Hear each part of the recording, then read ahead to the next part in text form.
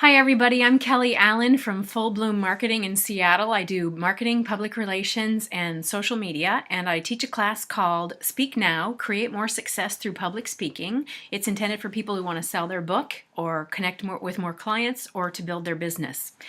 I ran across a book a few years ago that's getting a little, I don't know what people consider outdated anymore, but it was one of the things that changed my life as a presenter, and it's called Beyond Bullet Points. I think I've told people several times it's called Beyond PowerPoint, but it's not called Beyond PowerPoint, it's called Beyond Bullet Points, and it's by Cliff Atkinson, and it goes back to 2005, and it is one of the best resources I got because as a person who had to sit through a lot of presentations, PowerPoint became this thing that when I saw them loading it up, I just wanted to hide in a corner because I knew it was going to be more glorified handouts on the screen. And it was nothing that I couldn't take in a handout home and read and get as much out of it. I'm also seeing kids using PowerPoint a lot more in school for their reports, both in college and at the high school level. And they're not really using it to its potential, which is to create a visual impression to go along with what you're saying in the speech. So one of the things I try to coach in the class is use powerful visuals. Now, if you don't know how to use a computer, you can create powerful visuals on tagboard, on butcher paper. Make sure it gets up high enough so that everybody can see it. And of course, if they're far away, it's going to be difficult.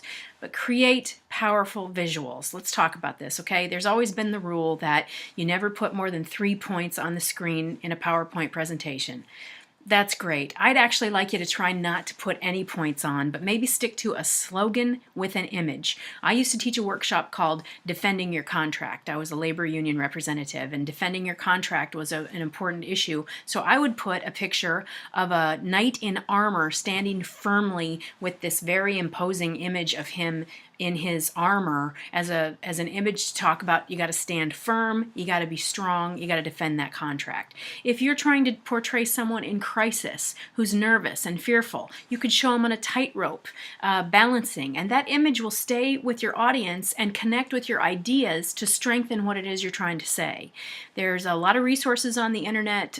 Just do a search on Google for free stock photos. Free stock photos. Also Getty Images, Getty Images, has a lot of free photos that you don't have to credit that will get rid of that little watermark. If you are going to use someone's photographs, make sure you buy the rights and you credit them in your presentation. But there's plenty of free images out there that you can use without having to credit, and nobody's going to get upset. Please, please, please, if nothing else, keep your presentations to 3 points per slide. And I would really like it if you would take the points and boil them down to words. Just 3 bullet-pointed words or a slogan. And don't forget, please use PowerPoint what it was intended for, not as a glorified handout up on the board that I could create as I was outlining a book, but something that gives it a spin that I never would have thought of by using a graphic that illustrates the point that you're trying to make. Good luck.